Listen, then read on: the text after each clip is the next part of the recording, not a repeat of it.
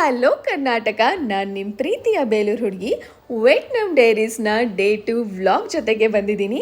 And very sorry ಇಷ್ಟು ದಿನ ನಿಮಗೆ ವೆಯ್ಟ್ ಮಾಡಿಸಿದ್ದಕ್ಕೆ.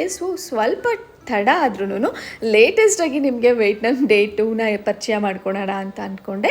ಆ್ಯಂಡ್ ಇವತ್ತು ನಾವು ಬೆಳಗ್ಗೆ ಎದ್ದು ಚೆನ್ನಾಗಿ ರೆಡಿಯಾಗಿ ತಿಂಡಿ ತಿಂದ್ಕೊಂಡು ಫಸ್ಟ್ ಹೋಗಿದ್ದು ಪ್ಲೇಸ್ ಅಂತೂ ಅಲ್ಟಿಮೇಟ್ ಆಗಿತ್ತು. ಇದು ಒಂದು ಮ್ಯೂಸಿಯಮ್ಮು, ವಿಯೆಟ್ನಾಂನ ಹೊನಾಯ್ ಅನ್ನೋ ಒಂದು ಪ್ಲೇಸಲ್ಲಿರುವಂತಹ ಟ್ರೈಬಲ್ ಮ್ಯೂಸಿಯಂ ಇದು.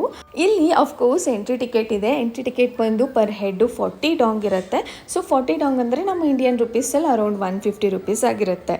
ಸೊ ನಾವು ಟಿಕೆಟ್ ತೊಗೊಂಡು ಒಳಗೆ ಬರ್ತಾ ಇದ್ದ ಹಾಗೆ ಈ ಒಂದು ಗುಡಿಸಲುಗಳನ್ನ ನಾವು ನೋಡ್ತಾ ಹೋಗ್ಬೋದು. ಆ ವಿಯೆಟ್ನಾಮೀಸ್ನ ಹಳೆಯ ಪರಂಪರೆ ಯಾವ ಥರ ಜೀವನ ನಡೆಸ್ತಾ ಇದ್ರು, ಅವರ ಜೀವನ ಶೈಲಿ ಆಗಿರ್ಬೋದು, ಅವ್ರು ಯಾವ ಥರ ಡಿಫ್ರೆಂಟ್ ಟೈಪ್ ಆಫ್ ಒಂದು ವಸ್ತುಗಳನ್ನ ಬಳಸ್ತಾ ಇದ್ರು.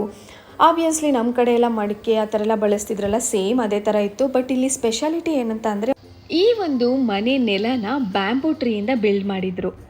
ಮೇ ಬಿ ಅದಕ್ಕೆ ಅನಿಸುತ್ತೆ ನೆಲ ತುಂಬ ತಂಪಾಗಿತ್ತು.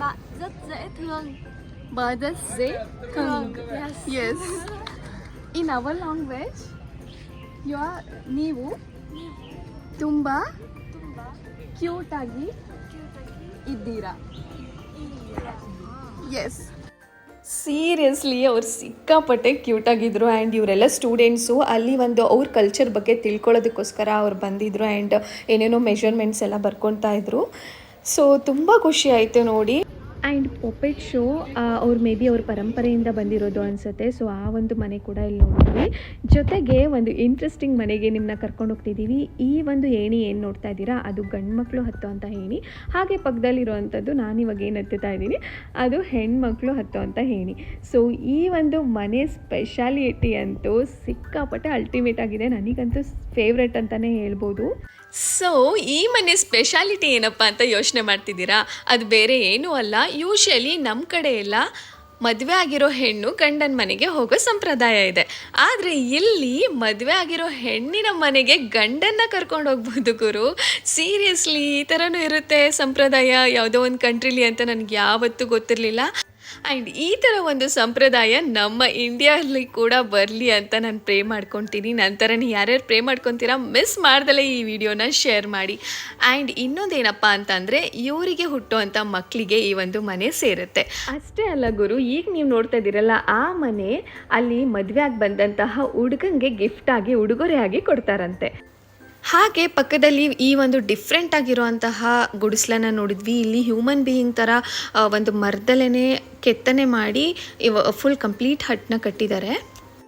ಸಿಕ್ಕಾಪಟ್ಟೆ ಇಂಟ್ರೆಸ್ಟಿಂಗ್ ಆಗಿತ್ತಲ್ವಾ. ಸೊ ಈ ಒಂದು ಇಂಟ್ರೆಸ್ಟಿಂಗ್ ಮನೆಗಳನ್ನ ನೋಡಿಕೊಂಡು ಅಲ್ಲಿದ್ದಂತಹ ಬ್ಯೂಟಿಫುಲ್ ಸ್ಟೂಡೆಂಟ್ಸ್ನ ನಾವು ಮಾತಾಡಿಸ್ಕೊಂಡು ಅವ್ರ ಹತ್ರ ಕೆಲವೊಂದು ಸ್ಟೋರೀಸ್ನ ಕಲೆಕ್ಟ್ ಮಾಡಿಕೊಂಡು ನಿಮ್ಮ ಜೊತೆ ಹಂಚ್ಕೋತಾ ಇದ್ದೀನಿ.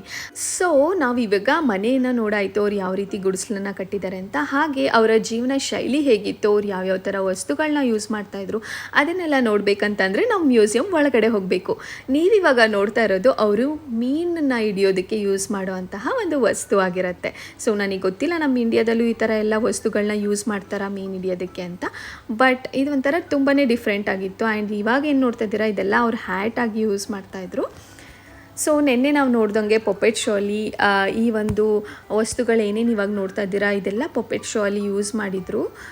ಅವರ ಒಂದು ಕಲ್ಚರ್ನ ತೋರಿಸೋದಕ್ಕೆ. ಮೇ ಬಿ ನಮಗೆ ಲ್ಯಾಂಗ್ವೇಜ್ ಪ್ರಾಬ್ಲಮ್ಸ್ ಇದ್ದಿದ್ದರಿಂದ ಆ ಪಪೆಟ್ ಶೋ ಅಷ್ಟೊಂದು ಅರ್ಥ ಆಗಲಿಲ್ಲ. ಬಟ್ ನೋಡೋದಕ್ಕೆ ಮಾತ್ರ ತುಂಬಾ ಬ್ಯೂಟಿಫುಲ್ ಆಗಿತ್ತು. ಆ್ಯಂಡ್ ಇಲ್ಲಿ ಮೀನು ಸಾಗಾಣಿಕೆ ಸ್ವಲ್ಪ ಜಾಸ್ತಿ ಅನಿಸುತ್ತೆ. ಸೊ ಅದಕ್ಕೆ ಸಂಬಂಧಪಟ್ಟಿರೋಂಥ ವಸ್ತುಗಳನ್ನ ನಾವು ತುಂಬಾ ನೋಡಿದ್ವಿ. ಅವರ ಲಿಪಿಗಳನ್ನ ನೋಡಿದ್ವಿ. ಹಾಗೆ ಅಲ್ಲಿ ಇದ್ದಂತಹ ಕ್ಯೂಟ್ ಸ್ಟೂಡೆಂಟ್ಸ್ಗಳ ಜೊತೆಗೆ ಒಂದು ಸೆಲ್ಫಿ ತಗೋತಾ ಈ ಒಂದು ಪ್ಲೇಸ್ಗೆ ಬಾಯ್ ಹೇಳ್ತಾ ನೆಕ್ಸ್ಟ್ ಪ್ಲೇಸ್ ನೋಡೋಣ ಅಂತ ಹೊರಟ್ವಿ.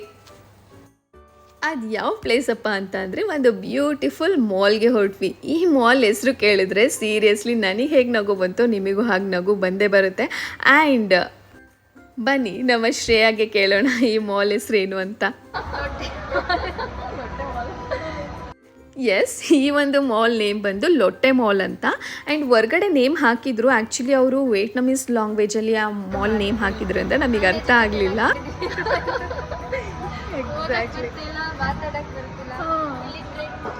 ಏನಾದರೂ ಕೇಳೋದಿದ್ರೆ ಹೆಂಗೆ ಕೇಳ್ತೀಯ ಶ್ರೇಯಾ ನೀನು?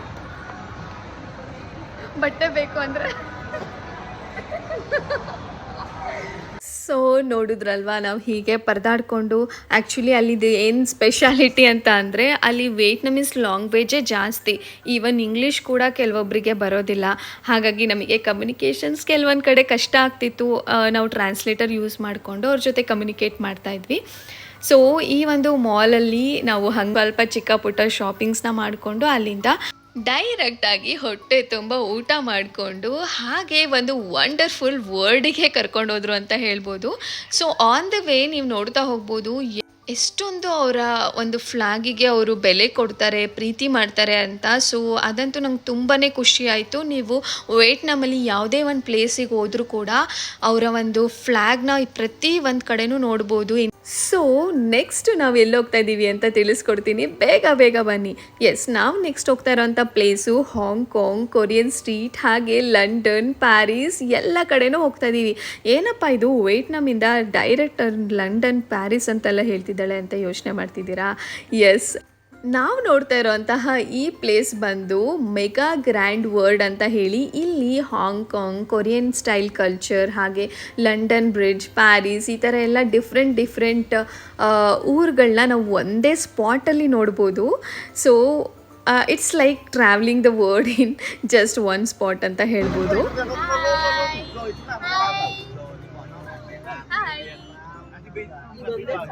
ಇದು ಯಾವ ಪ್ಲೇಸ್ ಅಂತ ನಮ್ಮ ಶ್ರೇಯಾ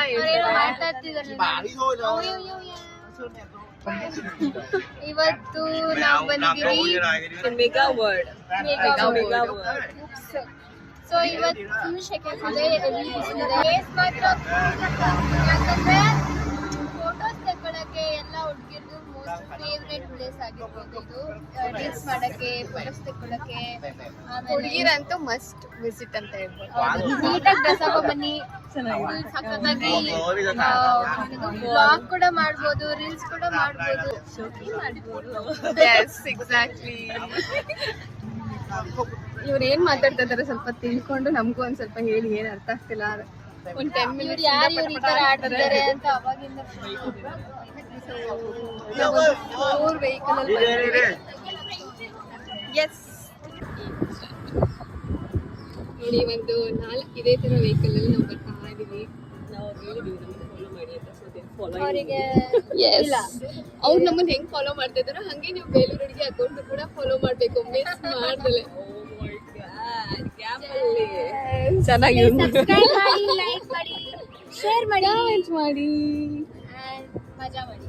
ಅಂಡ್ ನಮ್ದು ಇನ್ನೊಂದು ಹುಡುಗಿ ಇದೆ ಕರ್ಲಿ ಡೈರೀಸ್ ಅಂತ, ಅವನು ಮಿಸ್ ಮಾಡಿದ್ರೆ ಸಬ್ಸ್ಕ್ರೈಬ್ ಮಾಡಿ. ನನ್ನ ಚಾನೆಲ್ ನೋಡ್ತಿದ್ರ ಅಂತ.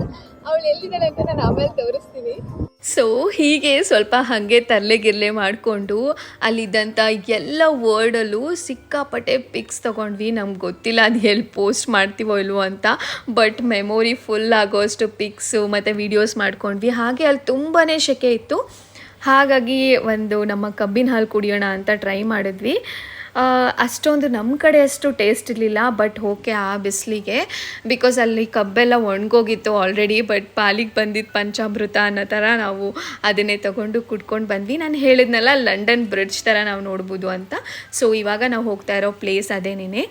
ಇಲ್ಲಿ ಬಂದ ತಕ್ಷಣ ನಮ್ಮ ಕಣ್ಣು ಸೆಳೆದಿದ್ದು ಅಲ್ಲಿ ಒಂದು ಪುಟಾಣಿ ಟ್ರೈನ್ ಇತ್ತು. ಆ್ಯಂಡ್ ಇಲ್ಲಿ ನಮಗೆ ಯಾವುದೇ ರೀತಿ ಎಂಟ್ರೆನ್ಸ್ ಫೀಸ್ ಇರಲಿಲ್ಲ, ಬಟ್ ಅಲ್ಲಿ ನಾವು ಯಾವುದೇ ಒಂದು ರೈಡ್ ಹೋದ್ರು, ಬೋಟ್ ರೈಡ್ ಇತ್ತು, ಹಾಗೆ ಟ್ರೈನಲ್ಲಿ ಹೋಗ್ಬೇಕಂತ ಅಂದರೆ ಅಲ್ಲಿ ಸಪ್ರೇಟ್ ಟಿಕೆಟ್ಸ್ನ ನಾವು ತೊಗೋಬೇಕಿತ್ತು. ಸೊ ಈ ಒಂದು ಬ್ಯೂಟಿಫುಲ್ ಟ್ರೈನ್ ನೋಡಿ ನಾವು ಸುಮ್ಮನೆ ಇರೋದಕ್ಕಾಗುತ್ತಾ, ಅಲ್ಲಿ ಒಂದು ಪುಟಾಣಿ ರೀಲ್ಸ್ ಮಾಡಿಕೊಂಡು ಅಲ್ಲಿಂದ ನಾವು ಈ ಒಂದು ಪ್ಲೇಸ್ನ ನೋಡೋಣ ಅಂತ ಹೋದ್ವಿ. ಪ್ರತಿ ಒಂದು ಪ್ಲೇಸು ಅದು ಒಂಥರ ಸ್ಟ್ರೀಟ್ ಥರ ಎಲ್ಲ ಮಾಡಿದರು, ಕಲರ್ಫುಲ್ ಮನೆಗಳು, ಅದನ್ನೆಲ್ಲ ನೋಡಿ ಸಿಕ್ಕಾಪಟ್ಟೆ ಖುಷಿ ಆಯಿತು. ಬೋಟ್ ರೈಡ್ ಅಂತೂ ಅಲ್ಟಿಮೇಟ್ ಆಗಿತ್ತು. ಆ್ಯಂಡ್ ಆ ಮಧ್ಯ ಒಂದು ಬ್ರಿಡ್ಜ್ ಕಾಣ್ತಾ ಇದೆಯಲ್ಲ, ಆ ಪ್ಲೇಸಿಗೆ ಹೋದ ತಕ್ಷಣ ಅಂತೂ ನಾವು ಪ್ಯಾರಿಸಲ್ಲೋ ಅಥವಾ ಲಂಡನ್ನಲ್ಲೋ ಎಲ್ಲೋ ಇದ್ದೀವಿ ಅನ್ನೋ ಫೀಲ್ ಆಯಿತು. ಈ ಸಖತ್ತಾಗಿರೋ ಪ್ಲೇಸ್ ನೋಡಿಕೊಂಡು ನಾವು ಹೋಗಿದ್ದು ಮತ್ತೊಂದು ಇಂಡಿಯನ್ ರೆಸ್ಟೋರೆಂಟ್ಗೆ. ಇಲ್ಲಂತೂ ಸಿಕ್ಕಾಪಟ್ಟೆ ಖುಷಿ ಆಯಿತು ನಮ್ಮ ಇಂಡಿಯಾ ಫ್ಲ್ಯಾಗ್ ನೋಡಿ. ನಾನು ಆವಾಗಲೇ ಹೇಳ್ದಂಗೆ ಇಲ್ಲಿ ಬರೀ ವಿಯೆಟ್ನಾಂ ಫ್ಲ್ಯಾಗ್ಸೇ ನೋಡಿದ್ವಿ, ಇದೇ ಫಸ್ಟ್ ರೆಸ್ಟೋರೆಂಟ್ ಅನಿಸುತ್ತೆ ನಮ್ಮ ಇಂಡಿಯಾ ಫ್ಲ್ಯಾಗ್ ನೋಡಿದ್ದು. ಸಿಕ್ಕಾಪಟ್ಟೆ ಖುಷಿ ಆಯಿತು. ಅಲ್ಲಿಂದ ನಾವು ರೂಮ್ಗೆ ಹೋಗಿ ಅಲ್ಲಿ ಡ್ರೆಸ್ ಚೇಂಜ್ ಮಾಡಿಕೊಂಡು ಡೈರೆಕ್ಟಾಗಿ ಒಂದು ಸ್ಟ್ರೀಟ್ ವಾಕ್ ಮಾಡೋಣ ಅಂತ ಬಂದ್ವಿ. ಅಲ್ಲಿ ನಮಗೆ ಪಾರ್ಕ್ ಕೂಡ ಸಿಕ್ತು. 11:30 ಮೇ ಬಿ ಇಂಡಿಯಾದಲ್ಲಿ 10 ಆಗಿರ್ಬೋದು. ಆಲ್ಮೋಸ್ಟ್ 1.5 hour ಡಿಫ್ರೆನ್ಸ್ ಇದೆ. ಇಲ್ಲಿ ನೋಡಿ ಎಷ್ಟು ಆರಾಮಾಗಿ ಚಿಲ್ ಮಾಡ್ತಾ ಕೂತಿದ್ದಾರೆ ಫ್ರೆಂಡ್ಸ್. ಹೌದು, ಫ್ರೆಂಡ್ಸ್ ಎಲ್ಲ ಚಿಲ್ ಮಾಡ್ತಾ ಕೂತಿದ್ದಾರೆ. ಆಕ್ಚುಲಿ ಈ ತರ ಏನಾದ್ರು ಬ್ಯಾಂಗ್ಳೂರಲ್ಲಿ ಇದ್ದಿದ್ರೆ ತುಂಬಾ ಹೆಲ್ಪ್ ಆಗೋದು ಎಲ್ಲರಿಗೂ, ಯಾಕಂದ್ರೆ ಯಾರು ಲೋನ್ಲಿ ಫೀಲ್ ಆಗ್ತಿರಲ್ಲ. ಈ ತರ ಜಾಗ ಬಂದು ಕಾಮ್ ಆಗಿ ಕುತ್ಕೊಂಡು ಬುಕ್ಸ್ ಓದ್ಕೊಂಡು ಫ್ರೆಂಡ್ಸ್ ಜೊತೆ ಹ್ಯಾಂಗ್ ಔಟ್ ಮಾಡ್ಕೊಂಡು ಆರಾಮಾಗಿರ್ಬೋದು. ಹೌದು, ಸೇಫೆಸ್ಟ್ ಕಂಟ್ರಿ ಇದು. ಸೊ ಎಲ್ಲರೂ ಓಡಾಡ್ಕೊಂಡು ಸೇಫೆಸ್ಟ್ ಕಂಟ್ರಿ ಅಂಡ್ ಡೆವಲಪ್ ಆಗಿದೆ. ಅದಕ್ಕೆ ಆಕ್ಚುಲಿ ಇಷ್ಟೊಂದು ಪೀಸ್ಫುಲ್ ಆಗಿ ಸಿಂಪಲ್ ಆಗಿದೆ ಕಂಟ್ರಿ. ಎಸ್. ಸೊ ಇವಾಗ ಎಲ್ಲರಿಗೂ ಒಂದು ಟಾಸ್ಕ್ ಕೊಡೋಣ ಅಂತ, ಸೇಮ್ ಲೆಗ್ ಸೇಮ್ ಹ್ಯಾಂಡ್ ಟಾಸ್ಕ್ನ ಕೊಡೋಣ. ಓಕೆ, ಸ್ವಲ್ಪ ವಾಕ್ ಜೊತೆ ಫನ್ ಇರ್ಲಿ ಅಂತ ಈ ಒಂದು ಟಾಸ್ಕ್ನ ಎಲ್ಲರಿಗೂ ಕೊಟ್ವಿ. ಎಸ್,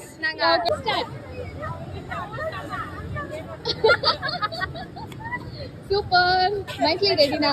ಸೇಮ್ ಲೆಗ್ ಸೇಮ್ ಹ್ಯಾಂಡ್ಗೆ. ಓಕೆ, ಎಸ್ ಮಾಡೋಣ.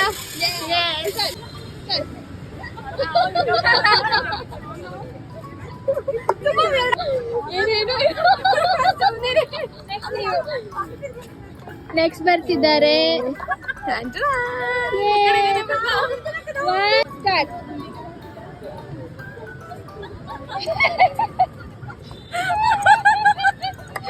ನೆಕ್ಸ್ಟ್ ಡೇ ಟಾರ್ಗೆಟ್ ರಕ್ಷು ಅಕ್ಕ. ಆಯ್ ಮಾಡಿ. 1 2 3 ಸ್ಟಾರ್ಟ್.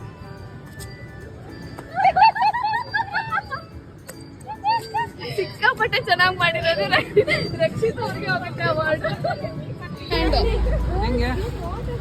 ಸೇಮ್ ಲೆಗ್ ಎರಡು ಒಟ್ಟಿಗೆ. Ready, start. ಫನ್ಗೆ ಗುರು ಆಗಿರೋಂತಹ ನಮ್ಮ ಕುಮ್ಮಿ ಹಣ್ಣನ್ನು ಹೆಂಗೆ ಬಿಡೋಕ್ಕಾಗತ್ತೆ, ಅವ್ರಿಗೂ ಸ್ವಲ್ಪ ತಲೆ ತಿಂದು ಹಾಗೆ ಈ ಒಂದು ಟಾಸ್ಕ್ನ ಎಂಜಾಯ್ ಮಾಡಿಕೊಂಡು ಸ್ವಲ್ಪ ಹೊತ್ತು ವಾಕ್ ಮಾಡಿಕೊಂಡು ಪೂಜಾ ಪೂಜಾ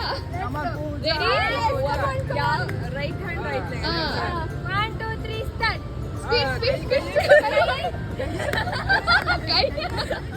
ಕೈಯಲ್ಲಿ ಓದ್ತಿದೆಯಲ್ಲ. ಓಕೆ, ತುಂಬಾ ಸಪೋರ್ಟ್ ಮಾಡಿದ್ದಾರೆ. ಬನ್ನಿ, ರೆಡಿ, ಒನ್ ಅಂಡ್ ಓನ್ಲಿ ಈಶಾನ್ಯ. ನಡ್ಕೊಂಡೆಲ್ಲ ರನ್ ಮಾಡ್ಬೇಕು.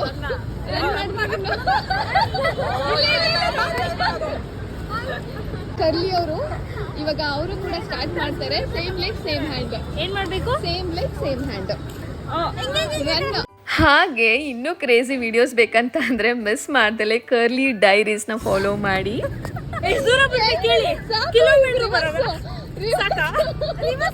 ರಿವರ್ಸ್ ಹೋಗ್ಬೇಕಾ? ಇದು ಕ್ರೇಜಿ ಇದೆ. Let me try.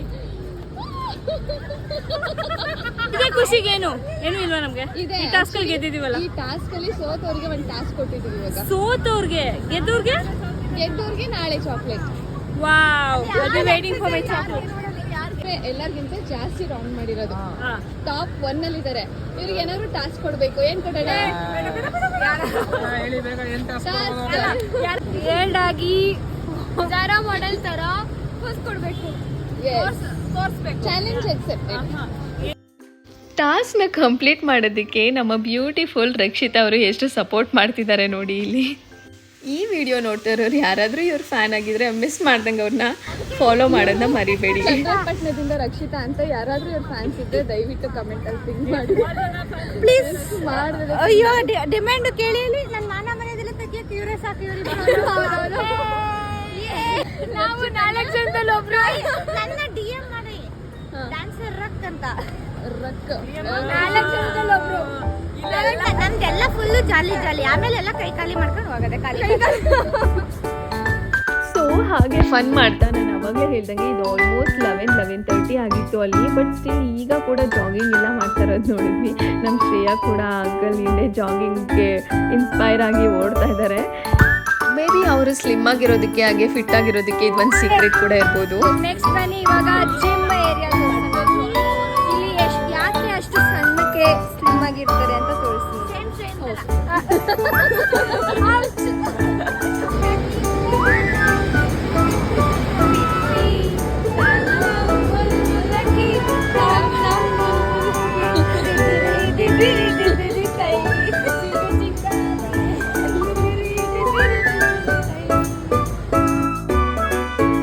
ಹೀಗೆ ಇವತ್ತಿನ ದಿನ ಫುಲ್ ಎಂಜಾಯ್ ಮಾಡಿಕೊಂಡು ಹಾಗೆ ಸ್ವಲ್ಪ ಪ್ರೀತಿಯಿಂದ ಕಿತಾಪತಿ ಮಾಡಿಕೊಂಡು ಕಾಲು ಹೇಳ್ಕೊಂಡು ಇವತ್ತಿನ ದಿನ ಎಂಡ್ ಮಾಡ್ತಾ ಇದ್ದೀನಿ. ಆ್ಯಂಡ್ ನೆಕ್ಸ್ಟ್ ವ್ಲಾಗಲ್ಲಿ ಮತ್ತೆ ಸಿಗ್ತೀನಿ. ಬಾಯ್ ಬಾಯ್.